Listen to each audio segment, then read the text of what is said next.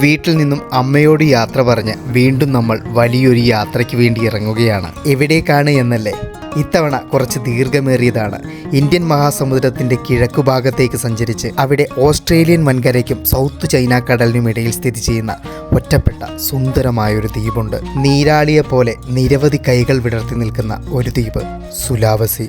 ഇടതൂർന്ന മഴക്കാടുകളും പർവ്വതനിരകളും നീല കടൽ തീരങ്ങളും പുൽമേടുകളും ഒക്കെ കൊണ്ട് സുന്ദരമായൊരു ഭൂമി. ഇന്തോനേഷ്യ എന്ന ദ്വീപ് രാജ്യത്തിൻ്റെ ഭാഗമാണ് ഇന്ന് ഈ ദ്വീപ സമൂഹം. ഇവിടുത്തെ കടൽ തീരങ്ങൾ മാലിദ്വീപിനെയും കടത്തിവയ്ക്കുന്നതാണ്. ഇനിയുള്ള കുറച്ചധികം ദിവസങ്ങൾ നമ്മൾ ഈ ദ്വീപ സമൂഹത്തെ മുഴുവൻ അടുത്തറിയാൻ പോവുകയാണ്. കടലിനു നടുവിൽ ഒളിപ്പിച്ച ഈ സുന്ദര ഭൂമിയുടെ കാണാ കാഴ്ചകളിലേക്ക്, ആളുകളുടെ ജീവിതങ്ങളിലേക്ക്, കാടുകളുടെ ഉള്ളറകളിലേക്ക് നമ്മൾ ഒരുമിച്ചിറങ്ങുകയാണ്. മെന്തവായും സുമാത്രയും ജാവയുമൊക്കെ നമുക്ക് മുമ്പിൽ കാണിച്ചു തന്ന കാഴ്ചകളുടെ, ജീവിതങ്ങളുടെ അത്ഭുതങ്ങൾക്കും അപ്പുറമാവും ഇവിടുത്തെ വിശേഷങ്ങൾ എന്ന പ്രതീക്ഷയോടെ യാത്ര തുടരുകയാണ്. ഇത്തവണത്തെ യാത്ര പക്ഷേ ഒരു പേടിയോടുകൂടിയാണ് ഞാൻ തുടങ്ങുന്നത്. യാത്ര കഴിഞ്ഞ് ഞാൻ മടങ്ങിയെത്തുമ്പോൾ എൻ്റെ വീട് അവിടെ ഉണ്ടാകുമോ ഇല്ലയോ എന്നുള്ള പേടിയോടെ. ഞങ്ങളുടെ വീടിനോട് ചേർന്ന് തന്നെ കോറി തുടങ്ങാനുള്ള ചെങ്കൽ കോറി മാഫിയയുടെ ശ്രമം ഞങ്ങൾ എതിർത്തതും അതിനെതിരെ പരാതി കൊടുത്ത് ഇപ്പോഴത് സ്റ്റേയിലാണ് ഉള്ളത് എന്നും കഴിഞ്ഞ വീഡിയോയിൽ ഞാൻ പറഞ്ഞിരുന്നു. സർവ്വ നിയമങ്ങളും കാറ്റിൽ പറത്തി ഇവരീ ചെയ്യുന്ന അതിക്രമം എൻ്റെ കിടപ്പാടം ഇല്ലാതാക്കുമോ എന്നുള്ള പേടിയോടുകൂടി മാത്രമേ എനിക്കിനി മുന്നോട്ടേക്ക് യാത്ര ചെയ്യാൻ സാധിക്കൂ. അടുത്ത മഴയ്ക്ക് മുമ്പ് ഈ സ്ഥലം പൂർവ്വസ്ഥിതിയിലാക്കാനുള്ള ശ്രമം അധികാരികളുടെ ഭാഗത്തു നിന്നും ായിട്ടില്ല എന്നുള്ളത് എന്നെ സംബന്ധിച്ച് വളരെ സങ്കടകരമായതാണ്. യാത്ര തുടർന്നല്ലേ പറ്റൂ. നിങ്ങളെല്ലാവരും കൂടെ തന്നെ ഉണ്ടാകുമെന്ന പ്രതീക്ഷയിൽ ഞാനും മുമ്പോട്ടേക്ക് വണ്ടി കയറുകയാണ്. കൊച്ചിയിൽ നിന്നാണ് നമ്മളുടെ ഫ്ലൈറ്റ് യാത്ര ആരംഭിക്കുന്നത്. അവിടേക്ക് എത്തിച്ചേരാൻ ആദ്യം ഞാൻ നേരെ റെയിൽവേ സ്റ്റേഷനിലേക്കാണ് വന്നത്. നമ്മളുടെ കോഴിക്കോട് റെയിൽവേ സ്റ്റേഷൻ. വിഷുക്കാലമാണല്ലോ വരാൻ പോകുന്നത്. അതിൻ്റെ വരവറിയിച്ച് ഇവിടെ കണിക്കൊന്ന പൂക്കളൊക്കെ സ്റ്റേഷനിൽ പൂത്തു നിൽക്കുന്ന കാഴ്ചയൊക്കെ വളരെ സുന്ദരമായതാണ്. 4ാമത്തെ പ്ലാറ്റ്ഫോമിൽ നിന്നാണ് നമുക്കുള്ള ട്രെയിൻ പുറപ്പെടുന്നത്. വെയിലിൽ നിന്നും രക്ഷ നേടാൻ കുറച്ചു നേരം ഈ മാവിൻ ചുവട്ടിലാണ് ഞാനിരുന്നത്. ഇത്തവണത്തെ നമ്മളുടെ എറണാകുളത്തേക്കുള്ള പോക്ക് വന്ദേ ഭാരത് എക്സ്പ്രസ്സിലാണ് കേട്ടോ. ഞാൻ ആദ്യമായാണ് വന്ദേ ഭാരത് എക്സ്പ്രസ്സിൽ ഒരു യാത്ര പോകുന്നത്. ഇതിനെക്കുറിച്ച് ഒരുപാട് കേട്ടിട്ടുണ്ടെങ്കിലും അത് എങ്ങനെയാണ് എന്നുള്ള എക്സ്പീരിയൻസ് ചെയ്യാനുള്ള അവസരം എനിക്ക് ഈ ഒരു യാത്രയിലാണ് ഒരുങ്ങിയത്. വളരെ സുന്ദരവും വൃത്തിയുള്ളതുമായിട്ടുള്ള ട്രെയിനും അതുപോലെ തന്നെ നല്ല സ്വാദിഷ്ടമായിട്ടുള്ള ഭക്ഷണങ്ങളും നമുക്ക് വായിക്കാനുള്ള പത്രവും മറ്റു കാര്യങ്ങളൊക്കെ രാവിലെ തന്നെ ടേബിളിൽ വന്ന് നിറഞ്ഞിട്ടുണ്ടായിരുന്നു. ഈ വേനൽ ചൂടിൽ AC-യുടെ കുളിർമയോടെ നല്ല വൃത്തിയുള്ള ജനാലയിലൂടെ പുറത്തെ കാഴ്ചകളൊക്കെ കണ്ട് ഇങ്ങനെ വന്ദേ ഭാരതിലെ യാത്ര വളരെയധികം രസകരമായിട്ടുള്ളതായിരുന്നു. കൊച്ചിയിലിറങ്ങി ഒരു മെട്രോ പിടിച്ച് ആലുവയിലേക്ക്, അവിടെ നിന്നും അങ്കമാലിക്ക് നേരെ ഒരു ഹോട്ടൽ റൂം എടുത്ത് ഫ്രഷായി രാത്രിയാണ് നമ്മളുടെ ഫ്ലൈറ്റ് ഉള്ളത്. അപ്പം അവിടെ നിന്ന് വീണ്ടും ഒരു ഓട്ടോ പിടിച്ച് നേരെ നമ്മളുടെ കൊച്ചിൻ ഇൻ്റർനാഷണൽ എയർപോർട്ടിലേക്ക്. ഇവിടുത്തെ ടെർമിനൽ 3യിൽ നിന്നാണ് നമുക്ക് വേണ്ട എയർ ഏഷ്യയുടെ ഫ്ലൈറ്റ് പുറപ്പെടുന്നത്. ഇൻ്റർനാഷണൽ ഫ്ലൈറ്റ് സർവീസുകൾ ഓൾമോസ്റ്റ് എല്ലാം ടെർമിനൽ 3യിൽ നിന്ന് തന്നെയാണ് കേട്ടോ തുടങ്ങുന്നത്. യുദ്ധത്തിൻ്റെയൊക്കെ പശ്ചാത്തലത്തിൽ ഇപ്പോൾ തിരക്ക് കുറവായിരിക്കും എന്നതാണ് ഞാൻ പ്രതീക്ഷിച്ചത്. പക്ഷേ ഡിപ്പാർച്ചർ ഗേറ്റിലോട്ട് എത്തുമ്പോൾ അത്യാവശ്യം തിരക്ക് ഉണ്ട് കേട്ടോ. രാത്രി 10:40-നാണ് നമ്മളുടെ ഫ്ലൈറ്റ്. ഇൻ്റർനാഷണൽ യാത്ര ആയതുകൊണ്ട് തന്നെ 3 മണിക്കൂർ മുമ്പേ ഞാൻ വന്നു. ബോർഡിംഗ് പാസിന് വേണ്ടി വെയിറ്റ് ചെയ്യുകയാണ്. ഇമിഗ്രേഷൻ ക്ലിയറൻസും മറ്റു പ്രൊസീജിയറൊക്കെ കഴിഞ്ഞിട്ട് ഞാനിതാ നേരെ ഗേറ്റ്സിൻ്റെ അങ്ങോട്ടേക്ക് എത്തി. പക്ഷേ ഉണ്ടല്ലോ, എൻ്റെ ഉള്ളിലൊരു കനൽ വാരിയിട്ടു നമ്മുടെ എയർലൈൻ കൗണ്ടറിൽ ഇരുന്ന ഒരാൾ പറഞ്ഞ കാര്യം കേട്ടിട്ട്. സുലാവസിക്ക് പോകാൻ വേണ്ടിയിട്ട് നമുക്ക് ഡയറക്റ്റ് ഫ്ലൈറ്റ് ഇല്ല, അതുകൊണ്ട് തന്നെ കണക്ഷൻ എടുക്കണം. ഞാൻ ഇവിടെ നിന്ന് നേരെ മലേഷ്യയിലെ കോലാലംപൂരിലേക്കും അവിടെ നിന്നും വീണ്ടും മക്കാസർ എന്ന് പറയുന്ന സുലാവസിയുടെ ടൗണിലേക്കുമാണ് ടിക്കറ്റ് ബുക്ക് ചെയ്തേക്കുന്നത്. 7 മണിക്കൂർ എനിക്ക് കോലാലംപൂരിൽ ലേ ഓവർ ഉണ്ട്. ബോർഡിംഗ് പാസ് എനിക്ക് ഇവിടെ നിന്ന് അവിടുത്തതിൻ്റെ കിട്ടില്ല. അതുകൊണ്ട് ചിലപ്പോൾ ഞാൻ അവിടുത്തെ എമിഗ്രേഷനിലൂടെ കടന്നു പോകേണ്ടി വരുമെന്നു. അങ്ങനെ കടന്നു പോകണമെങ്കിൽ ETA എന്ന് പറയുന്ന ഫോമുണ്ട്. അത് 3 ദിവസം മുമ്പ് നമ്മൾ ഫില്ല് ചെയ്യണം. ഞാനാണെങ്കിൽ മലേഷ്യയിൽ ഇറങ്ങാനുള്ള പ്ലാനൊന്നും ഇല്ലാത്തതുകൊണ്ട് അത് ഫില്ല് ചെയ്തിട്ടില്ല. സോ എനിക്ക് അവിടെ ചെന്നിട്ട് എൻ്റെ കണക്ഷൻ ഫ്ലൈറ്റ് പിടിക്കാൻ പറ്റുമോ ഇല്ലയോ എന്നുള്ള കാര്യത്തിൽ വലിയൊരു സംശയം നിലനിൽക്കുകയാണ് കേട്ടോ. എന്തായാലും വരുന്നിടത്ത് വെച്ച് കാണാം. ഇത്തവണ എൻ്റെ യാത്രയ്ക്കുണ്ടല്ലോ 2 വിൻഡോ സീറ്റാണ് എനിക്ക് തന്നേക്കുന്നത്. ഞാൻ അവിടെ കയറുമ്പോൾ തന്നെ ചോദിച്ചായിരുന്നു വിൻഡോ സീറ്റ് തരുമോ എന്നുള്ളത്. പക്ഷേങ്കിൽ അവർ ഇത്രയ്ക്ക് വിശാലമായി തരുമെന്നുള്ളത് ഞാൻ ഒട്ടും പ്രതീക്ഷിച്ചില്ല. അങ്ങനെ നമ്മളുടെ ബാക്കിയുള്ള പ്രൊസീജിയറൊക്കെ കഴിഞ്ഞ് പതുക്കെ നമ്മളുടെ ഫ്ലൈറ്റ് റൺവേയിലേക്ക് മൂവ് ചെയ്ത് തുടങ്ങി. കൊച്ചിയോടും കൊച്ചിൻ ഇൻ്റർനാഷണൽ എയർപോർട്ടിനോടൊക്കെ ഇനി കുറച്ചധികം ദിവസങ്ങളിലേക്ക് ഞാൻ ബൈ പറയുകയാണ്. നമ്മൾ പറക്കാൻ വേണ്ടി തുടങ്ങുകയാണ് കേട്ടോ. മറ്റൊരു ഐലൻഡിലേക്ക്, മറ്റൊരു രാജ്യത്തേക്ക്. അങ്ങനെ ഫ്ലൈറ്റ് പറന്നു പൊങ്ങി കൊച്ചിയുടെ ആകാശത്തിലൊരു വട്ടമൊക്കെ ചുറ്റി നേരെ നമ്മളുടെ കേരളത്തിൻ്റെ അതിർത്തി പിന്നിടുകയാണ്. ഞാൻ നേരെ ഗൂഗിൾ മാപ്പ് എടുത്ത് വെച്ചിട്ട് ഇതിലൂടെയാണ് പറക്കുന്നതെന്നൊക്കെ നോക്കുമ്പോഴത്തേക്ക് പെട്ടെന്ന് തന്നെ ഒന്ന് പൊങ്ങിയപ്പോഴത്തേക്ക് നമ്മളുടെ തമിഴ്നാടിൻ്റെ അതിർത്തിയിലേക്ക് എത്തിക്കഴിഞ്ഞു. ഇനി ശ്രീലങ്കയ്ക്ക് മുകളിലൂടെ ഇന്ത്യൻ മഹാസമുദ്രത്തിന് മേലെ കൂടെ നേരെ കോലാലംപൂരിലേക്കാണ്. താഴെ തമിഴ്നാടാണ് കാണുന്നത്. അത് കഴിഞ്ഞ് ഒരു ഉറക്കമൊക്കെ കഴിഞ്ഞിട്ട് ഉണർന്നു കഴിഞ്ഞപ്പോഴത്തേക്കും താഴെ ഷിപ്പുകളുടെ ലൈറ്റൊക്കെയാണ് ഞാൻ കണ്ടത്. കോലാലംപൂർ പോർട്ടിലേക്ക് വരാനുള്ള ഷിപ്പുകൾ ഇങ്ങനെ കാത്തു നിൽക്കുന്നതാണ് കേട്ടോ. അങ്ങനെ നമ്മളിതാ നല്ല ലൈറ്റപ്പൊക്കെ ചെയ്തിട്ടുള്ള നമ്മളുടെ കോലാലംപൂരിൻ്റെ ആ ഒരു ടൗണിന് മുകളിലേക്ക് എത്തി. ശരിക്കും ഈ ഒരു എയർപോർട്ട് സ്ഥിതി ചെയ്യുന്നത് നമ്മുടെ കോലാലംപൂരിൽ നിന്നും കുറച്ചും കൂടി ടൗണിന് പുറത്ത് ഭാഗത്തേക്കാണ്. അതുകൊണ്ട് തന്നെ എൻ്റെ കോലാലംപൂർ സിറ്റിയുടെ മുകളിലൂടെ പറന്ന് അവിടുത്തെ ആകാശ കാഴ്ചകളൊക്കെ കണ്ടിട്ട് വേണം നമുക്ക് എയർപോർട്ടിലേക്ക് ലാൻഡ് ചെയ്യാൻ വേണ്ടിയിട്ട്. വലിയ കുഴപ്പങ്ങളൊന്നുമില്ലാതെ നമ്മളങ്ങനെ റൺവേയിൽ ലാൻഡ് ചെയ്തു. ചെന്നിറങ്ങുമ്പോഴത്തേക്കുണ്ടല്ലോ എയർ ഏഷ്യയുടെ ഫ്ലൈറ്റുകളുടെ ഒരു കൂട്ടം അവിടെ ഇങ്ങനെ കിടക്കുന്നതാണ് നമുക്ക് കാണുന്നത്. ശരിക്കും നിങ്ങൾക്കറിയാലോ, എയർ ഏഷ്യയുടെ ആസ്ഥാനം എന്ന് പറയുന്നത് ഈ ഒരു കോലാലംപൂർ എയർപോർട്ടാണ്. ഉള്ളിൽ കിടക്കുന്ന കനലിൻ്റെ കട്ടി കൂടി അടുത്ത രാജ്യത്തേക്ക് എത്തി. നമ്മൾ ഇന്ത്യയിൽ നിന്നാണെങ്കിൽ എക്സിറ്റും ചെയ്തു. ബാക്കി എല്ലാവരും ലക്ഷ്യസ്ഥാനത്തെത്തിയ സന്തോഷത്തോടു കൂടി പുറത്തോട്ടിറങ്ങുമ്പോൾ ഞാൻ അടുത്ത ഫ്ലൈറ്റ് പിടിക്കാൻ പറ്റുമോ ഇല്ലയോ എന്നുള്ള ടെൻഷനിലാണ് കേട്ടോ മുമ്പോട്ടേക്ക് പോകുന്നത്. നേരെ ട്രാൻസിറ്റ് എന്ന് പറയുന്ന ആ ഒരു ബോർഡ് കണ്ടു. ഞാൻ നേരെ അങ്ങോട്ടേക്ക് നടക്കുകയാണ്. സമയം 5:15 കേട്ടോ. മലേഷ്യൻ ടൈമാണ്. നമ്മളുടെ ഇന്ത്യൻ ടൈമിനേക്കാളും 2.5 മണിക്കൂർ മുമ്പാണ്. അതായത് 2:45, 3 മണിയൊക്കെ ആവുന്നതേ ഉള്ളൂ ഇന്ത്യൻ ടൈം. അതുകൊണ്ട് തന്നെ ഉറക്കത്തിൻ്റെ ആ ഒരു ചടവുണ്ടല്ലോ അതുണ്ട്. ഇവിടെ ട്രാൻസിറ്റിലേക്ക് കയറാൻ വേണ്ടി ആളുകൾ ഇങ്ങനെ ക്യൂ നിൽക്കുന്നൊരു കാഴ്ച കണ്ടു. അത് കടന്നെത്തി ഞാൻ നേരെ ഫ്ലൈറ്റുകൾ ഏത് ഗേറ്റിലാണെന്നുള്ളത് കാണിക്കുന്ന ആ ഒരു ബോർഡിന് മുമ്പിലേക്കാണ്. പക്ഷേങ്കിൽ നമ്മുടെ ഫ്ലൈറ്റ് ഉച്ചയ്ക്ക് 2:40 ആയതുകൊണ്ട് തന്നെ ഇപ്പോഴേ കാണിക്കില്ല. ഞാൻ എന്നാലും ഉള്ള ഗേറ്റുകളൊക്കെ നോക്കി വെക്കുകയാണ് കേട്ടോ. ഇനിയിപ്പോൾ ഏത് ഗേറ്റിലാണെന്ന് പറഞ്ഞിട്ടുണ്ടെങ്കിൽ ആ ഗേറ്റിലോട്ടൊക്കെ ഓടാലോ. അതിന് വേണ്ടിയിട്ട് ഇവിടെ PQL അങ്ങനെ പറഞ്ഞിട്ട് 3 തരത്തിലുള്ള ഗേറ്റ് നമ്പറുകളുണ്ട്. ഈ കാണുന്നത് Q എന്ന് പറയുന്ന ഗേറ്റാണ് കേട്ടോ. ഇവിടെ ഓരോ ഗേറ്റിലേക്കും പോകുന്നതിന് മുമ്പായിട്ട് സെക്യൂരിറ്റി ചെക്കിങ്ങുകളൊക്കെ ഉണ്ട്. അതിൻ്റെയൊക്കെ തിരക്ക് നടന്നുകൊണ്ടിരിക്കുകയാണ്. രാത്രിയെന്നോ പകലെന്നോ ഉള്ള ഒരു വ്യത്യാസവും ഇല്ല. ഞാൻ വീണ്ടും മുമ്പോട്ടേക്ക് നടക്കുവാണ്. ഇനി എന്ത് ചെയ്യണം, ഏതാക്കണം എന്നുള്ള ഒരു ഐഡിയയും ഇല്ലാതെ ഞാൻ ശരിക്കും മുകളിലോട്ട് നോക്കി നിൽക്കുകയെന്ന് പറയില്ലേ, അങ്ങനെ നിൽക്കുകയാണ് കേട്ടോ. ഒടുവിൽ ആളൊഴിഞ്ഞൊരു മൂല കണ്ടെത്തി. ഇനി നേരം വെളുത്തിട്ടാവാം എന്തൊന്നും തീരുമാനിച്ചു. ഇവിടെ നമ്മുടെ ഇൻഫർമേഷൻസിൻ്റെ ആ ഒരു ബോർഡിൽ അത് ഇവിടെ അടുത്ത് തന്നെയുണ്ട്. അപ്പോൾ ഫ്ലൈറ്റ് അപ്ഡേറ്റ് ചെയ്യുമ്പോൾ അപ്പോൾ അറിയാം. ഈ ബോർഡിംഗ് എന്ന് പറയുന്നൊരു ഓപ്ഷൻ ഉണ്ട്. ഓൺലൈനായിട്ട് നമുക്ക് ബോർഡിംഗ് ചെയ്യാം. അന്നേരം നമുക്ക് ഫ്ലൈറ്റിൻ്റെ ആ ഒരു കൗണ്ടറിലൊന്നും പോകേണ്ട ആവശ്യമില്ല. ഞാൻ അങ്ങനെയുള്ള ഈ ബോർഡിംഗ് ചെയ്തു. അത് കഴിഞ്ഞിട്ട് പിറ്റേ ദിവസം ഒരു 9 മണിയോട് കൂടിയിട്ട് നമ്മളുടെ ഗേറ്റ് തീരുമാനമായ ഭാഗ്യം പരീക്ഷിക്കാം കേട്ടോ. പോയി നോക്കട്ടെ. വേറെ പ്രശ്നങ്ങളൊന്നും ഉണ്ടാകാതെ കയറ്റി വിട്ടാൽ മതിയായിരുന്നു. കാരണം ഓൾറെഡി എൻ്റെ കയ്യിൽ ബോർഡിംഗ് പാസ് ഉണ്ട്. പക്ഷേങ്കിൽ എന്നോട് അവിടെ നിന്ന് കയറിയപ്പോൾ അവിടെ ഒരു ഡൗട്ട് പറഞ്ഞതുകൊണ്ടാണ് ഇങ്ങനൊരു ടെൻഷൻ വന്നത്. മലേഷ്യയുടെ മണ്ണിൽ വെയിൽ പരന്നിരിക്കുന്നു. ആളുകൾ ഫ്ലൈറ്റ് പിടിക്കാനുള്ള ഓട്ടത്തിലൊക്കെയാണ്. അങ്ങനെ നമ്മൾ ആദ്യത്തെ കടമ്പ് കടന്നു. അവിടുത്തെ സെക്യൂരിറ്റി ചെക്കിൻ്റെ അവിടെ പ്രത്യേകിച്ച് പരിശോധനകളും ഒന്നുമില്ലാതെ, അതായത് നമ്മളുടെ ബോർഡിംഗ് പാസിനെ പറ്റി പ്രത്യേകിച്ച് ചോദ്യങ്ങളൊന്നും ഇല്ലാതെ ഇപ്പുറം കടന്നേ. ഇനിയിപ്പോൾ ഗേറ്റാണ്. ഗേറ്റിൽ പോയിട്ട് അവരവസാനം കയറുന്ന സമയത്ത് ഇത് ചെക്ക് ചെയ്യുമല്ലോ, ആ ഒരു സമയത്ത് സമ്മതിക്കുമോ ഇല്ലയോ എന്നുള്ളതാണ് ഇനിയൊരു സംശയമായിട്ട് എടുക്കുന്നത്. സംശയങ്ങൾക്കുണ്ടല്ലോ ഒരിക്കലും ഒരു തീർച്ച വരുന്നില്ല. ഇവിടേക്ക് വേറെ ഏതെങ്കിലും സ്ഥലത്തേക്ക് പോകേണ്ട ഫ്ലൈറ്റിൻ്റെ ആൾക്കാർ നോക്കിയിരിപ്പുണ്ട് കേട്ടോ. നമുക്കങ്ങ് P9 വരെ നടക്കാനുണ്ട്. ഇങ്ങനെയുള്ള കടകളൊക്കെ ചിലത് കണ്ടുവെക്കാം നമുക്ക്. എന്തായാലും ഇനിയിപ്പോൾ ഒരു 5-6 മണിക്കൂർ ഇവിടെ നിൽക്കാനുണ്ട്. ഫുഡ് കഴിക്കേണ്ടതായിട്ട് വന്നിട്ടുണ്ടെങ്കിൽ ഷോപ്പിൽ നിന്നൊക്കെ സാധനം വാങ്ങാൻ വേണ്ടിയിട്ട് മലേഷ്യൻ റിങ്കറ്റ് കയ്യിൽ വേണം കേട്ടോ, അല്ലെങ്കിൽ കാർഡാണ് യൂസ് ചെയ്യേണ്ടത്. എൻ്റെ കയ്യിൽ ആകെ 15 മലേഷ്യൻ റിങ്കറ്റാണുള്ളത്. അത് ഞാൻ ഫ്ലൈറ്റിൽ നിന്ന് കുറച്ച് വെള്ളം വാങ്ങിയപ്പോൾ ബാലൻസ് തന്ന പൈസയാണ് കേട്ടോ. അപ്പം അതും വെച്ചിട്ട് ബ്രേക്ക്ഫാസ്റ്റും ലഞ്ചും ഒരുമിച്ച് കഴിക്കാമെന്നുള്ള പ്രതീക്ഷയിലിരിക്കുകയാണ്. എൻ്റെ കയ്യിലുള്ള ഈ പൈസ വെച്ചിട്ട് ഇവിടെ നിന്നും സൂപ്പർ മാർക്കറ്റിൽ നിന്ന് സാധനം വാങ്ങാൻ പറ്റത്തുള്ളൂ. അങ്ങനെ 15 റിങ്കറ്റിന് എനിക്ക് ഫ്രൈഡ് റൈസും അതുപോലെ തന്നെ ഐസ് ടീയും കിട്ടി കേട്ടോ. പുതിയ ഗേറ്റ് നമുക്ക് അനൗൺസ് ചെയ്തിട്ടുണ്ട്. P13 ആണ് കേട്ടോ. അപ്പോൾ P13 തപ്പി ഞാൻ പോവുകയാണ്. ഇതിങ്ങനെ മാറിക്കൊണ്ടേ ഇരിക്കുന്നുണ്ട്. ഇനിയും 2 മണിക്കൂറുണ്ട് നമ്മുടെ ഫ്ലൈറ്റിനുമായിട്ട്. हेलो, मैं क्या बोला था? സുഗമാനോ? യെസ്, ഇതുണ്ടല്ലോ സലീം ഭായ് വന്നിട്ട് ബലൂചിസ്ഥാൻ എന്നാണ് കേട്ടോ. നമ്മുടെ പാകിസ്ഥാനിലെ ബലൂചിസ്ഥാനിൽ ആൾ വന്നിട്ട് മക്കാസറിൽ ബിസിനസ് നടത്തുകയാണ്. അപ്പോൾ ഞാനിപ്പോൾ ജസ്റ്റ് ഇവിടെ വന്നപ്പോൾ ഇവിടെ നിന്ന് പരിചയപ്പെട്ടതാണ്. ആൾ ഭയങ്കര ട്രാവൽ എന്തൂസിയാസ്റ്റാണ്.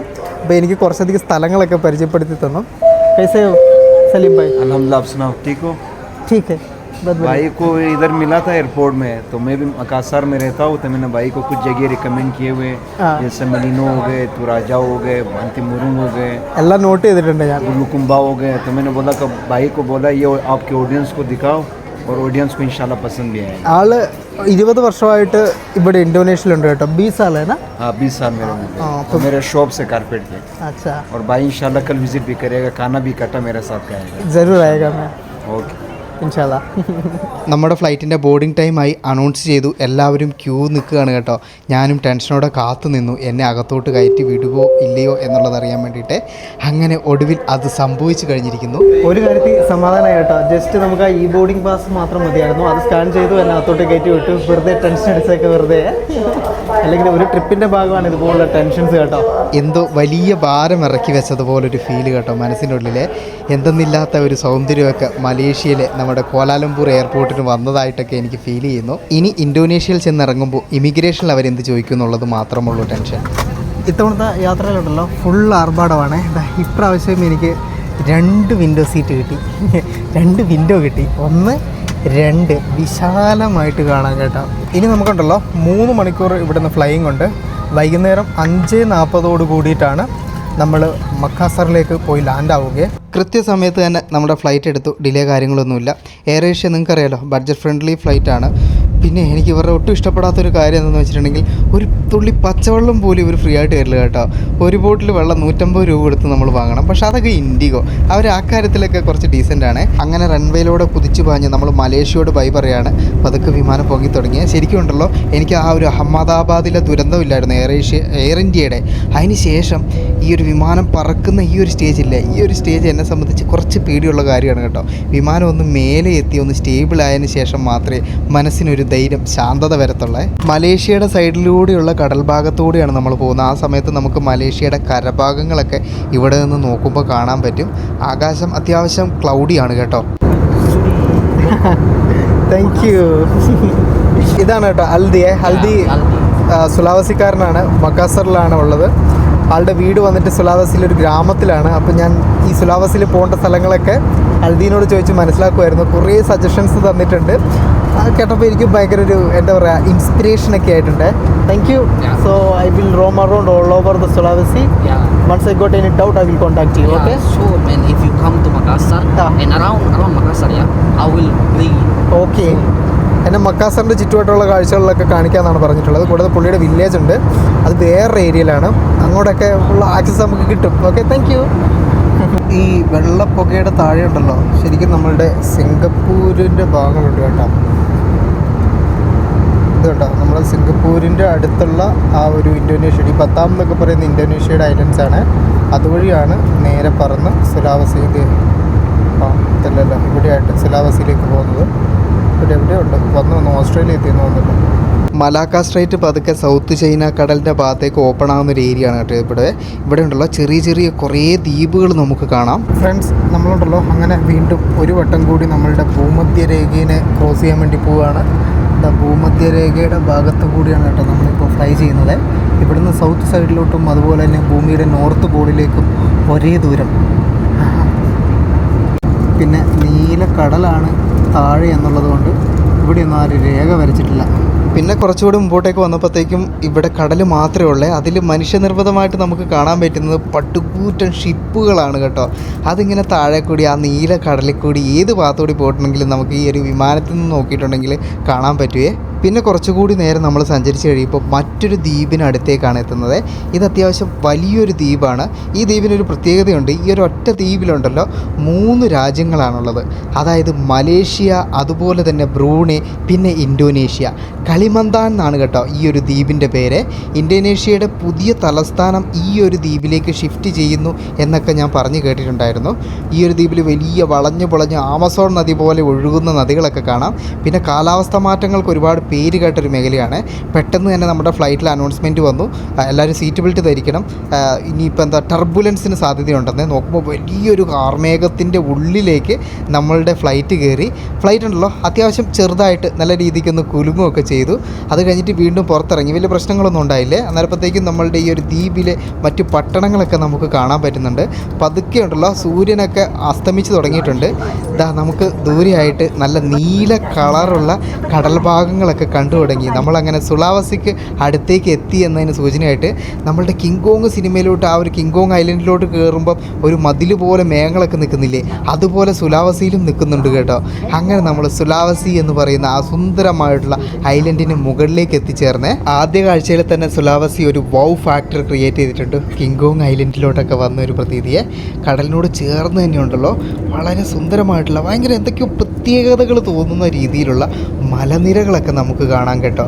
ഏതാ നമ്മൾ അവതാർ സിനിമയിലൊക്കെ കണ്ടിട്ടുള്ള ടൈപ്പ് മലനിരകളില്ലേ, അതുപോലുള്ള ഇങ്ങനെ കൂർത്ത് നിൽക്കുന്ന ടൈപ്പ് മലനിരകളെ അതിൻ്റെയൊക്കെ മുകളിൽ കൂടിയാണ് നമ്മളുടെ ഈ ഒരു ഫ്ലൈറ്റ് പറക്കുന്നത്. അന്നേരം എന്നോട് അടുത്തിരുന്ന അൽദി പറഞ്ഞു ഇതുപോലൊരു മലയുടെ മേലെ കുറച്ച് ആഴ്ചകൾക്ക് മുമ്പ് ഒരു ഫ്ലൈറ്റ് വന്നിടിച്ച് അതിൻ്റെ ഒരു അപകടം നടന്നിട്ടുണ്ടായിരുന്നു.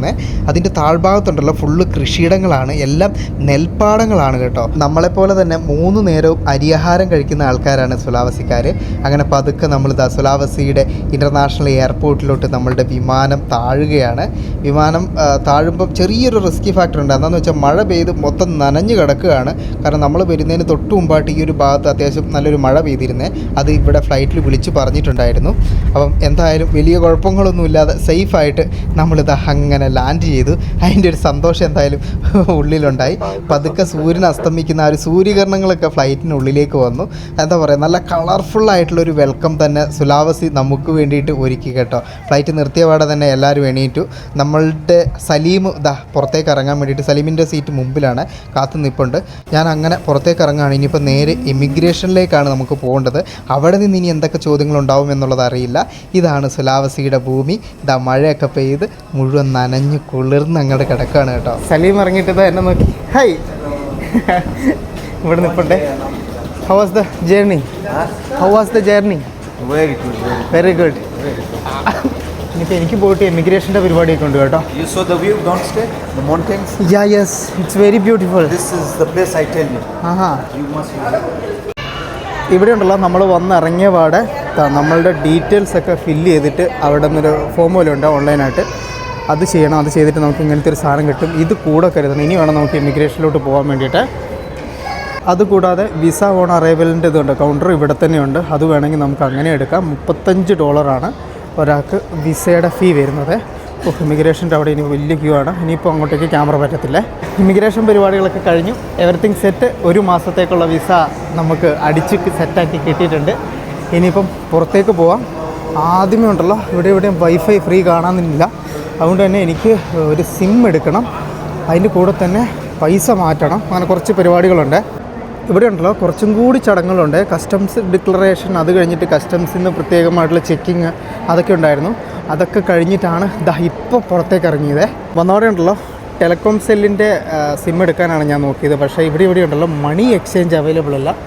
ആകെ ATM മാത്രമേ ഉള്ളൂ. പക്ഷേ എങ്കിൽ ATM നിന്ന് പൈസ എടുത്തിട്ടുണ്ടെങ്കിൽ ഫോറക്സ് ഒക്കെ വെച്ചിട്ട് അങ്ങോട്ട് കുറേ പൈസ അങ്ങോട്ട് പോകും. അത് ശരിയാവത്തില്ല. അതുകൊണ്ട് ഇവിടെ നിന്നും എടുക്കൽ നടക്കില്ല. ഞാനിനിയിപ്പോൾ മണി എക്സ്ചേഞ്ച് വല്ലതും ഉണ്ടോ എന്നുള്ളത് നോക്കട്ടെ കേട്ടോ.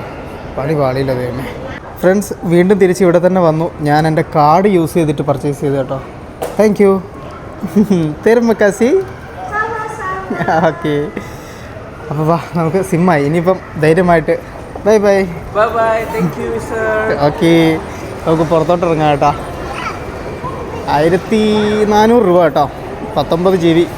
മണിയില്ലാതെ പുറത്തോട്ട് ഇറങ്ങാൻ പറ്റത്തില്ല. അതുകൊണ്ട് ഞാൻ ഇതിൻ്റെ അടുത്ത ഫ്ലോറിൽ മണി എക്സ്ചേഞ്ച് വല്ലതും ഉണ്ടോ എന്നുള്ളത് നോക്കാൻ വേണ്ടിയിട്ട് മേലോട്ട് കയറുക കേട്ടോ. ഇവിടെ കുറേ ഫുഡ് കോർട്ടുകൾ കാണുന്നുണ്ട്. പക്ഷേങ്കിൽ മണി ചേഞ്ച് ചെയ്യാനുള്ള ഒരു സംഭവം കാണാനില്ല. ഞാൻ അകത്തെങ്ങാനും ഉണ്ടോ ദൈവമേ, പോയി നോക്കാം, അല്ലാണ്ട് വേറെ വഴിയില്ല. അവിടെ ഉണ്ടായിരുന്ന ATM യൂണിറ്റിൽ നിന്നുണ്ടല്ലോ എക്സ്ട്രാ പൈസ കൊടുത്തിട്ട് ഒരു 3 ലക്ഷം രൂപ എടുത്തു. ഇനിയിപ്പം വേറൊരു പുറത്തിറങ്ങാം, വണ്ടിക്ക് കൊടുക്കാനുള്ള പൈസയായി.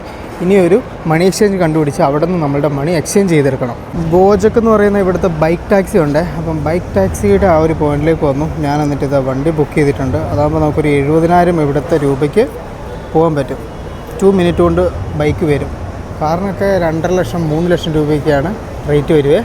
ബൈക്കുകാരനുണ്ടല്ലോ വരാൻ ഉള്ള സ്ഥലം വേറെയാണ്. ഇതിൻ്റെ 4ാമത്തെ തോടിൻ്റെ അങ്ങോട്ടൊക്കെ പോകണമെന്നാണ് പറഞ്ഞത്. ഞാനപ്പോൾ അങ്ങോട്ടേക്ക് പോവാം. പുള്ളിക്കാരനാണെങ്കിൽ ഓൾറെഡി അവിടെ എത്താറായി. 4ാമത്തെ തോട്. യെസ്, പുറത്ത് വരേണ്ട വന്നു കേട്ടോ. അങ്ങനെ വണ്ടി കിട്ടി, ഞങ്ങൾ പോവാണ് കേട്ടോ. ഇതിൻ്റെ ഫ്രണ്ടിലായിട്ടൊരു രാജാവിൻ്റെയൊക്കെ ഒരു പ്രതിമയൊക്കെ ഉണ്ട്. സുൽത്താൻ ഹസനുദ്ദീൻ, അതാണ് സുൽത്താൻ. ചെറിയൊരു എയർപോർട്ട്, പക്ഷേ കണ്ടോ മണി എക്സ്ചേഞ്ച് ഇല്ലാത്തൊരു എയർപോർട്ട് ആദ്യമായിട്ട് കാണുന്നുണ്ടോ. ഇവിടെ ഉണ്ടല്ലോ എയർപോർട്ടിൻ്റെ ആ ഒരു അറൈവൽ ഏരിയയിലൊന്നും ഈ ബൈക്ക് കൊണ്ട് വരാൻ പാടില്ല, ഈ കാർ മാത്രമേ വരാൻ പറ്റത്തുള്ളൂ. അതുകൊണ്ടാണ് ഇദ്ദേഹം പുറത്ത് നിന്നിട്ട് ഞാൻ പുറത്തേക്ക് വന്നിട്ട് കയറിയത്. ഈ ഓടുന്ന ഓട്ടത്തിലുണ്ടല്ലോ ഒരു പ്രാർത്ഥനയുണ്ട്, ദൈവമേ വീണ്ടും മഴ പെയ്യരുതേ എന്നുള്ളത് കേട്ടോ. നമ്മളങ്ങനെ നേരെ ഇനിയിപ്പോൾ ടൗണിൻ്റെ ഏരിയയിലേക്കാണ് പോയിക്കൊണ്ടിരിക്കുന്നത്. ഞാനുണ്ടല്ലോ റൂം ബുക്ക് ചെയ്തേക്കുന്നത് ഇവിടെ നിന്നും ഒരു 16 കിലോമീറ്റർ ദൂരെയുള്ള പോർട്ടുണ്ട്. ആ ഒരു പോർട്ടിന് സൈഡിലായിട്ടുള്ളൊരു ഹോട്ടലിൽ നിന്നാണ്. അതെന്തിനാണ് പോർട്ടിന് അടുത്ത് നിന്ന് ബുക്ക് ചെയ്തതെന്നുള്ളത് ഞാൻ വഴിയെ പറയാം കേട്ടോ. ഇവിടെ നിന്നുണ്ടോ ഭീകരമായിട്ടുള്ള ബ്ലോക്കാണ്. ഓക്കെ, നിങ്ങൾ കാറിൽ വരാണ്ടിരുന്നത് നന്നായി, ബൈക്ക് തന്നെ നല്ലത്. കാറിൽ വരാത്തത് ബഡ്ജറ്റ് കുറയ്ക്കാൻ വേണ്ടിയിട്ടാണ്. കാരണം കാറിലാണെങ്കിൽ 3.5 ലക്ഷം രൂപ, ഇതാവുമ്പോൾ 70,000 രൂപ. മക്കാസർ എന്ന ഈ ഒരു പട്ടണമാണ് കേട്ടോ നമ്മുടെ സുലാവസി ഐലൻഡിലെ ഏറ്റവും വലിയ ടൗൺ ഏരിയ എന്ന് പറയുന്നത്. ഇൻ്റർനാഷണൽ ഫ്ലൈറ്റ് കണക്ടിവിറ്റിയും അതുപോലെ തന്നെ ഇന്തോനേഷ്യയുടെ മറ്റ് ദ്വീപുകളിലേക്കുള്ള ഷിപ്പുകളുടെ കണക്ടിവിറ്റിയൊക്കെ ഉള്ളത് ഇവിടെ നിന്നാണ്.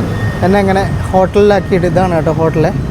ഏതാ ഇതാണല്ലോ, ഇതാണ് കേട്ടോ ഹോട്ടല്. അപ്പോൾ പുള്ളിക്കാരൻ പോയി തിരമക്കാശി അങ്ങനെ ഹോട്ടലിൽ വന്നു, ചെക്കിനൊക്കെ ചെയ്തിട്ടുണ്ട്, സാധനം കിട്ടിയിട്ടുണ്ട്. റൂം അത്യാവശ്യം കൊള്ളാം കേട്ടോ. ഇതാണ് 1100 രൂപയ്ക്ക് ഞാൻ ബുക്ക് ചെയ്ത റൂമാണ്. കയറി വരുമ്പം തിങ്ങനാണ്, നൈസാണല്ലോ. 1200 രൂപയ്ക്ക് ഹായ് പരസ്യമാണോ? ഞാൻ ഇത്രയ്ക്കൊന്നും പ്രതീക്ഷിച്ചില്ല. 2 കുപ്പി വെള്ളമൊക്കെ ഉണ്ട്, കേറ്റിൽ സാധനങ്ങളൊക്കെ ഉണ്ട്, ബാത്റൂം അത്യാവശ്യം കുഴപ്പമില്ല അല്ലേ.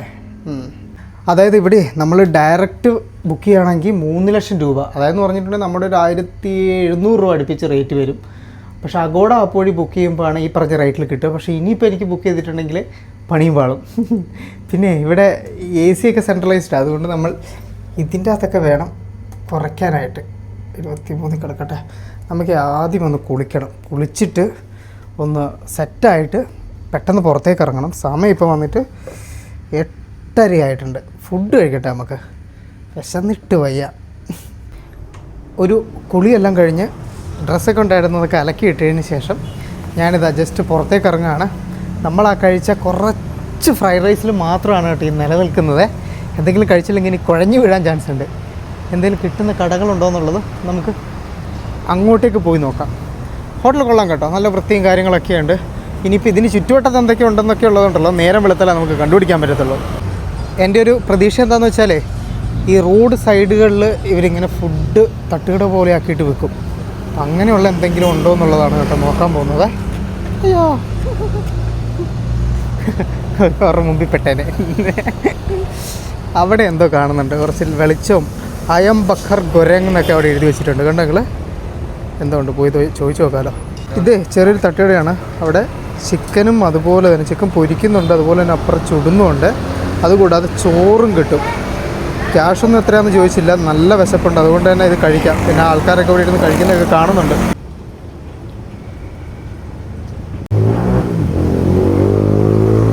ഇവിടെ വന്നിരുന്ന എല്ലാവർക്കും ഉണ്ടല്ലോ സൂപ്പ് സംതിങ് എന്തോ ഒരു സാധനം ഒരു ചേച്ചി കൊണ്ടുവന്ന് വെച്ച്, അപ്പോൾ അവരെല്ലാവരും അത് കഴിക്കുന്നുണ്ട് കേട്ടോ. ആ, വെറും സൂപ്പല്ല കേട്ടോ, നൂഡിൽ സൂപ്പാണ്. അതിൻ്റെ അകത്ത് കുറച്ച് മുളകിൻ്റെ അതെല്ലാം നമുക്ക് വേണമെങ്കിൽ മിക്സ് ചെയ്യാം. കോണൊക്കെ ഉണ്ട്, എന്നിട്ട് അതിങ്ങനെ രുചിയോടെ കഴിക്കാം. You can take a video. What's your name? What's your name? My name is Angga. Angka. Your? Mas Angga. Okay. Tenangu, siapa? What it's called? Nama? Suttu. Suttu. Soup. ആ, സുട്ടു എന്ന് ഇവർ പറയും. ഇവിടെ വേറൊരു ചേട്ടനൊക്കെ ഉണ്ട്. ഞാൻ ഇവരോട് അറിയാത്ത ഭാഷയിൽ വർത്തമാനം പറഞ്ഞുകൊണ്ടിരിക്കുക. ഇവർക്ക് എൻ്റെ ഭാഷ, എനിക്ക് ഇവരുടെ ഭാഷ അറിയാൻ പാടില്ല. പക്ഷേ നമ്മൾ വിശേഷങ്ങൾ പങ്കുവെക്കട്ടെ കേട്ടോ. അവിടെ തകൃതിയായിട്ട് നമുക്ക് വേണ്ട ചിക്കനാണിത് അവിടെ മുരിഞ്ഞുകൊണ്ടിരിക്കുന്നത്. ചിക്കൻ ചുട്ടും അതുപോലെ തന്നെ മൊരിച്ചും കിട്ടും. ഞാൻ ചുടണ്ട, വറുത്തെടുത്താൽ മതി എന്ന് പറഞ്ഞാൽ. നമ്മുടെ ചോറ് വന്നേ, ചോറ് അതുപോലെ തന്നെ ഫ്രൈ, ചോറ് അതുപോലെ തന്നെ വറുത്ത ചിക്കൻ, പിന്നെ കുറച്ച് പച്ചക്കറി സാധനങ്ങളൊക്കെ വെച്ചിട്ടുണ്ട്. ഇവരും ഇത് തന്നെയാണ്. ഗുഡ്. ഓക്കെ, ചിക്കൻ മാത്രമല്ല കേട്ടോ, ഇത് പനീർ പോലത്തെ എന്തൊരു സാധനമാണ്. അതുകൂടാതെ ഇത് വന്നിട്ട് ഈ ഒരു കടലയുടെ ആ സാധനം തെമ്പേ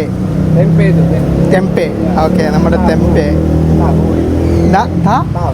താഗു ഓക്കെ, താഗുവും തെമ്പയാണ് കേട്ടോ ചിക്കൻ്റെ കൂടെ പൊരിച്ച് നമുക്ക് തന്നേക്കുന്നത്. സൂപ്പ് ഒരെണ്ണം ഉണ്ടല്ലോ എനിക്കും എടുത്ത്. What do you want to drink? No soup ഇതാ ഇതിൻ്റെ അകത്ത് ഒരു വൈറ്റ് കളർ നൂഡിൽസാണ് കേട്ടോ. നമ്മൾ ഈ ബന്ദയാച്ചയിൽ പോയപ്പോൾ കണ്ടിട്ടില്ലേ അതേപോലത്തെ ഒരു നൂഡിൽസ്. പിന്നെ അതിൻ്റെ വേറെ സാധനങ്ങളൊക്കെ കൂടിയിട്ട് ടേസ്റ്റ് വന്നിട്ട് ഉപ്പും ചെറിയൊരു മധുരമുണ്ട്. ഇനി മുതൽ ഇങ്ങോട്ടേക്ക് ചിലപ്പോൾ മധുരത്തിൻ്റെ ചാൻസ് ഉണ്ട് കേട്ടോ.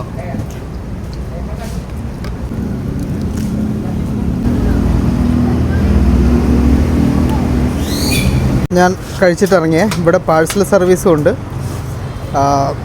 എന്താ പറയുക, 25,000 രൂപ എന്ന് പറഞ്ഞിട്ടുണ്ടെങ്കിൽ നമ്മളുടെ ഒരു 100-120 രൂപ. ഇവിടെയൊക്കെ വേറെ കടകളുള്ളതാണ് കേട്ടോ, പക്ഷേ അടച്ചു പോയതാണ്. കാരണം സമയം ഇപ്പോൾ 9 മണി കഴിഞ്ഞു. ഇത് അൽഫാമാട്ട് ഇവിടെയുള്ള എല്ലാ സാധനങ്ങളും കിട്ടുന്ന ഫുഡ് ഐറ്റംസൊക്കെ കിട്ടുന്ന ഒരു ടൈപ്പ് സൂപ്പർ മാർക്കറ്റാണ്. അപ്പോൾ ഇവിടെ കയറിയിട്ട് രാവിലത്തേക്കുള്ള എന്തെങ്കിലും കഴിക്കാനും കുടിക്കാനും ഉള്ളത് വാങ്ങി വെക്കാം. രാവിലെ ബ്രേക്ക്ഫാസ്റ്റ് ആയിട്ട് കഴിക്കാൻ വേണ്ടി ഞാൻ നൂഡിൽസും അതുപോലെ തന്നെ കുറച്ച് നമ്മളുടെ കടലയൊക്കെയാണ് കേട്ടോ വാങ്ങിയത്. ഇത് അത്യാവശ്യം എല്ലാ സാധനങ്ങളും കിട്ടുന്ന ഒരു സൂപ്പർ മാർക്കറ്റാണ് കേട്ടോ. തിരിച്ച് നമ്മളുടെ ഹോട്ടലിലേക്ക് തന്നെ വന്നു. ഇനിയിപ്പോൾ ഉണ്ടല്ലോ നമുക്ക് കാര്യമായിട്ട് ചില കാര്യങ്ങൾ പ്ലാൻ ചെയ്യാനുള്ളതുണ്ട്. അപ്പം നമ്മളുടെ സംഭവ ബഹുലമായിട്ടുള്ള യാത്ര ഇതാ. എത്ര പെട്ടെന്ന് നമ്മൾ ഇന്തോനേഷ്യയിലേക്ക് വന്ന് എത്തിയെന്ന് നോക്കിയാൽ ഞങ്ങൾ ചിന്തിക്കാൻ വയ്യ. ഷഡേന്ന് പറഞ്ഞ് ഇവിടം വരെ എത്തി. ഇനിയിപ്പം നമുക്ക് ബാക്കിയുള്ള കാര്യങ്ങൾ തീരുമാനിക്കണം. അപ്പം നിങ്ങളിങ്ങോട്ട് കയറി ഇങ്ങോട്ട് വന്നു. ഇനിയിപ്പോൾ എന്താ നമ്മളുടെ ഇവിടുത്തെ പ്ലാന് എന്നൊക്കെയുള്ളത് നിങ്ങൾ അറിയണ്ടേ. ഇവിടെ നിന്നുണ്ടല്ലോ നമ്മൾ ഇനിയിപ്പം ഞാൻ പറഞ്ഞത് നേരെ പോർട്ടിന് ഇവിടെ നിന്ന് ഒരു 1.5 കിലോമീറ്റർ അപ്പുറം പോയിട്ടുണ്ടെങ്കിൽ നമ്മുടെ പോർട്ടാണ്. നമ്മൾ ആക്ച്വലി ഇപ്പോൾ ഉള്ള സ്ഥലമുണ്ടല്ലോ ഇവിടെ നിന്ന് നേരെ സൗത്ത് സൈഡിന് വെച്ച് പിടിച്ചിട്ടുണ്ടെങ്കിൽ നമ്മൾ നേരെ ആസ്ട്രേലിയയിലേക്ക് എത്തിപ്പെടും. അതായത് ആസ്ട്രേലിയയുടെ നേരെ മേലഭാഗത്താണ് ഈ സുലാവസിക്കുള്ളത്. അതായത് ഇവിടുന്ന് തിമോറിൻ്റെ താഴെയാണ് ആസ്ട്രേലിയൻ കോണ്ടിനെൻ്റൊക്കെ കിടക്കുന്നത്. അപ്പോൾ ഏകദേശം നമ്മൾ ഇങ്ങനെ ഈ ഭാഗത്തേക്ക് എത്തി. നമ്മൾ ആക്ച്വലി ഇവിടെ വന്നതിന് ഒരു പ്രധാനപ്പെട്ട ലക്ഷ്യം എന്താണ് എന്ന് വെച്ചിട്ടുണ്ടെങ്കിൽ ഈ പറയുന്ന നമ്മളുടെ ഇന്തോനേഷ്യയുടെ ഈ ഒരു ഭാഗങ്ങൾ, അതായത് ഇന്തോനേഷ്യയുടെ നോർത്ത് ഈസ്റ്റ് ഭാഗങ്ങൾ, മലേഷ്യയുടെ ഭാഗങ്ങൾ, അതുകൂടാതെ നമ്മളുടെ ഇതിൻ്റെ മേലെ ഭാഗത്തായിട്ട് നമ്മളുടെ ഫിലിപ്പൈൻസ് ഉണ്ട്. അപ്പോൾ ഫിലിപ്പൈൻസിൻ്റെ ഈ ഒരു കൺട്രീസിൻ്റെ ഉള്ളിൽ വേറെ ചെറിയ കുറേ ഐലൻഡുകളുണ്ട് കേട്ടോ. ഭയങ്കര സുന്ദരമായിട്ടുള്ള സ്പെഷ്യൽ കൈൻഡ് ഓഫ് ഐലൻഡ്സ്. അപ്പോൾ ഈ ഐലൻഡുകളിലും ഒക്കെ ആയിട്ട് ബന്ധപ്പെട്ട് ഈ കടലിൽ ജീവിക്കുന്ന ബജാവോ എന്ന് പറയുന്ന സീ നൊമാഡ്സ് എന്നറിയപ്പെടുന്ന സ്പെഷ്യൽ കൈൻഡ് ഓഫ് ട്രൈബൽ വിഭാഗമുണ്ട്. അവരെ ബേസ് ചെയ്തിട്ടാണ് ശരിക്കും നമ്മളുടെ അവതാർ സിനിമയില്ലേ, Avatar the way of water എന്ന് പറയുന്ന അങ്ങനെയല്ലേ 2ാം ഭാഗം. അപ്പോൾ അതിനകത്ത് ആ ഒരു കടലുമായിട്ട് ബന്ധപ്പെട്ട് ജീവിക്കുന്ന ആൾക്കാരില്ല, അത് ശരിക്കും ഇവരിൽ നിന്ന് ഇൻസ്പയർ ചെയ്തിട്ടാണ് കേട്ടോ ചെയ്തിട്ടുള്ളത്. അപ്പം ആ ഒരു ട്രൈബിനെ അന്വേഷിച്ച് നമ്മൾ പോവാണ് കേട്ടോ. ഓടിപ്പാഞ്ഞ് ഇന്തോനേഷ്യയിലേക്ക് വന്നത് വെറുതെ അല്ല എന്നുള്ളത് ഇപ്പം മനസ്സിലായില്ലേ. അപ്പം ഇത് ഞാൻ പറഞ്ഞത് അന്വേഷിച്ച് പോവുകയാണ്. ഇത് ഒരു പ്രധാനപ്പെട്ട ഒരു ടൂറിസ്റ്റ് സ്പോട്ടോ അങ്ങനെയുള്ളൊരു സംഭവമല്ല, നമ്മൾ തപ്പി കണ്ടുപിടിക്കണം. അപ്പോൾ ആ ഒരു എക്സ്പെഡിഷൻ്റെ ഭാഗമായിട്ടാണ് നമ്മളെല്ലാവരും കൂടി ഒരുമിച്ചിറങ്ങിയേക്കുന്നത്. അപ്പോൾ അവരെ കണ്ടുപിടിക്കുക. അതുകൂടാതെ പറഞ്ഞിട്ടുണ്ടെങ്കിൽ ഈ സുലാവസി എന്ന് പറയുന്നത് നമ്മൾ ഇതുവരെ കണ്ട ഇന്തോനേഷ്യയുടെ ഭാഗങ്ങൾ പോലെയല്ല. ഇവിടെ വേറെ നമ്മളൊക്കെ കേട്ടിട്ടുണ്ടെങ്കിൽ അയ്യോ എന്നൊക്കെ വെച്ച് പോകുന്ന തരത്തിലുള്ള ആചാരങ്ങളൊക്കെയുള്ള ഗ്രാമങ്ങൾ, ഭൂപ്രകൃതിപരമായിട്ടുള്ള പ്രത്യേകതകൾ, അങ്ങനെയുള്ള ഒരുപാട് കാര്യങ്ങളുണ്ട്. ശരിക്കും ഈ സുലാവസി കിടക്കുന്നുണ്ടല്ലോ നമ്മളുടെ നീരാളിയില്ലേ, നീരാളിയുടെ കാല് പോലെയാണ് കേട്ടോ. നീരാളിനെ പോലെയാണ് ശരിക്കും, ഇതൊരു നീരാളി ഐലൻഡാണ്. അപ്പോൾ നീരാളിക്ക് പല കാലുകളുണ്ടല്ലോ, അതുപോലെ എല്ലാ കാലുകളിലൂടെയും കയറി ഇറങ്ങി പോകണം എന്നൊക്കെയാണ് നമ്മളുടെ ആഗ്രഹം. ഓരോ കാലുകളും ഓരോരോ വ്യത്യസ്തമായിട്ടുള്ള സംസ്കാരങ്ങളും കാഴ്ചകളും ഒക്കെ ഒരുക്കുന്നതാണ്. അപ്പോൾ ആ കാഴ്ചകളാണ് ഇത്തവണത്തെ നമ്മളുടെ ഇന്തോനേഷ്യൻ വിസിറ്റിൻ്റെ പ്രധാനപ്പെട്ട ഉദ്ദേശ ലക്ഷ്യം എന്ന് പറയുന്നത് കേട്ടോ. ബൃഹത്തായിട്ടുള്ളൊരു പരിപാടിയാണ്. നമ്മൾ 1 മാസക്കാലത്തോളം ഇതിനോട് ചുറ്റുവട്ടമായിട്ടുള്ള ഐലൻഡുകളിലും അതിൻ്റെ ഭാഗങ്ങളിലും ഒക്കെ ആയിട്ടുണ്ടാവും. പിന്നെ ഉണ്ടല്ലോ നമ്മളുടെ ഈ ഒരു വീഡിയോ കാണുന്ന ആൾക്കാരിൽ ഇന്തോനേഷ്യയിലൊക്കെ ഉള്ള പല ആളുകളുമുണ്ട്, ഇവിടെ വന്നിട്ടുള്ളവരൊക്കെ ഉണ്ട്, വർഷങ്ങളായിട്ട് ഇവിടെ താമസിക്കുന്ന ആൾക്കാരൊക്കെ ഉണ്ട്. അപ്പം നിങ്ങളൊക്കെ എനിക്ക് സജഷൻസ് ഇപ്പോൾ ഈ പോകുന്ന സ്ഥലങ്ങളിൽ എന്തെങ്കിലുമൊക്കെ വ്യത്യസ്തമായിട്ട് നിങ്ങൾക്കറിയാവുന്ന അറിവുകളൊക്കെ ഒന്ന് പങ്കുവെക്കണം കേട്ടോ. നമ്മുടെ വാട്സാപ്പ് നമ്പറൊക്കെ നിങ്ങൾക്ക് അറിയാമല്ലോ, ഇതെല്ലാം ഞാൻ കൊടുത്തിട്ടുണ്ട്. അപ്പോൾ അതിൻ്റെ അകത്തൊക്കെ കോൺടാക്ട് ചെയ്തിട്ട് നിങ്ങളുടെ സജഷൻസ് പറയാം. അതുകൂടാതെന്ന് പറഞ്ഞിട്ടുണ്ടെങ്കിൽ ഇത്തവണത്തെ വരവ് ഒരു 1-2 മാസത്തെ പ്ലാനുമായിട്ടാണ് ഞാൻ വന്നിട്ടുള്ളത്. ഇത് മൊത്തത്തിലൊരു ഐലൻഡുകളൊക്കെ ഒന്ന് റൗണ്ട് അടിക്കണം എന്നൊക്കെയുണ്ട്. ക്യാഷും പിന്നെ ആരോഗ്യവും കാലാവസ്ഥയും ഒക്കെ അനുകൂലമാണെങ്കിൽ നമുക്കിവിടുത്തെ ഓരോ മണൽത്തരികളും അരിച്ച് പെറുക്കണം കേട്ടോ. അപ്പോൾ ആ ഒരു കാഴ്ചകളും വിശേഷങ്ങളും ഒക്കെ ആയിട്ടായിരിക്കും ഇനി മുതലുള്ള സംഭവപരമായിട്ടുള്ള എപ്പിസോഡുകളുണ്ടാവുക. നിങ്ങളെല്ലാവരും കൂടെ തന്നെ ഉണ്ടാവുക.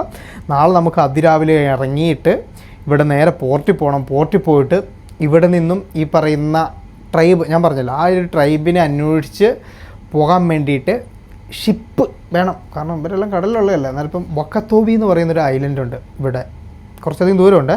അപ്പോൾ ആ ഐലൻഡിനോട് ചേർന്നിട്ട് ചില സ്ഥലങ്ങളിൽ ഇവരെ കണ്ടതായി പറയപ്പെടുന്നു ഈ ട്രൈബിനെ. അപ്പോൾ അങ്ങോട്ടേക്ക് ഞാൻ പോകാനുള്ള ശ്രമമാണ്. അപ്പോൾ ഇവിടെ നിന്നും വക്കത്തോബിക്ക് എങ്ങനെ പോകാം, ഷിപ്പ് അവൈലബിൾ ഉണ്ടോ, അല്ലെങ്കിൽ വക്കത്തോബി എത്തുന്നതിന് അതിൻ്റെ തൊട്ടടുത്തായിട്ട് വേറെ എവിടെയാണ് ഷിപ്പ് പോയി ലാൻഡ് ചെയ്യുന്നത്, അല്ലെങ്കിൽ ബോട്ട് കിട്ടുമോ, അങ്ങനെയുള്ള കാര്യങ്ങളൊക്കെ അറിയാൻ വേണ്ടിയിട്ടാണ് ഞാൻ നാളെ പോർട്ടിലേക്ക് പോകുന്നത്. പോയി നോക്കട്ടെ, എന്തെങ്കിലുമൊക്കെ കണ്ടുപിടിക്കാൻ പറ്റാതിരിക്കില്ല. പിന്നെ കണ്ടല്ലോ സലീം, അൽദി ഇവരൊക്കെ എന്നെ വിളിച്ചിട്ടുണ്ടായിരുന്നു. ഇവിടെ ചില സ്പെഷ്യൽ കാര്യങ്ങളൊക്കെ ഉണ്ട്. ഞാൻ പറഞ്ഞു ഇതൊന്നും ഞാൻ ഒതുക്കട്ടെ, അതിന് ശേഷം ഞാൻ അങ്ങോട്ട് വരാമെന്ന് പറഞ്ഞിട്ടുണ്ട്. അപ്പോൾ അവരുടെ അടുത്തോട്ടൊക്കെ നമുക്ക് പോകണം കേട്ടോ. ആ ഒരു കാഴ്ചകളും വിശേഷങ്ങളും ഒക്കെ ആയിട്ട് നമുക്ക് അടുത്ത എപ്പിസോഡിൽ കാണാം. അതുവരേക്കും ബൈ ബൈ, സ്നേഹം മാത്രം.